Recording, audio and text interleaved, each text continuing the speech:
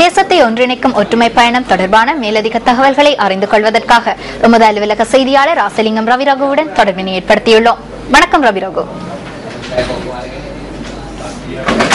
Capital Maharaja நிறுவனத்தின் MBCMTV ஊடக வலையமைப்பு மற்றும் தேசிய இளைஞர் சேவைகள் மன்றம் கொழும்பு துறைமுக நகருடன் இணைந்து ஏற்பாடு செய்துள்ள தேசத்தை ஒன்றிணைக்கும் ஒற்றுமை பயணம் தற்போது பருத்தித்துறை நகரை வந்தடைந்திருக்கின்றது. அந்த வகையில் பருத்தித்துறை பிரதான பஸ் தரிப்பிடத்தில் எங்களுக்கான அமோக வரவேற்பு அளிக்கப்பட்டதை தொடர்ந்து கலை கலாச்சார அம்சங்களுடன் தற்போது நாங்கள் இந்த பயணத்தின் மிக முக்கியமான அம்சமான செங்கல் வாங்கும் வைபவம் இடம்பெற்றுக் கொண்டிருக்கின்றது. அந்த வகையில் நீங்கள் தற்போது காணக்கூடியதாக இருக்கின்றது எங்களுடைய இந்த பிரம்மாண்டமான பயணத்தின் முக்கியமான அம்சமான செங்கல் தற்போது கரங்களுக்கு கரம் மாற்றப்பட்டு தற்போது அது எங்களுடைய வாகனத்தில் ஸ்தாபிக்கப்பட இருக்கின்றது. ஆகவே எங்களுடைய இந்த பயணமானது இந்த செங்கலினை பெற்றுக் கொண்டதன் பின்னர் தொடர்ந்தும் சாவகச்சேரி நோக்கி பயணிக்க இருக்கின்றது. தேசிய ஐக்கியம் மற்றும் நல்லிணக்கத்தை ஏற்படுத்தும் முகமாக வரையறுக்கப்பட்ட கேபிட்டல் மகாராஜா நிறுவனத்தின் MBCMTV ஊடக வலையமைப்பு மற்றும் தேசிய இளைஞர் சேவைகள் மன்றம் கொழும்பு துறைமுக நகருடன் இணைந்து ஏற்பாடு செய்துள்ள இந்த வாகன தொடரணியானது தொடர்ந்து சாவகச்சேரி வரை பயணிக்க இருக்கின்றது.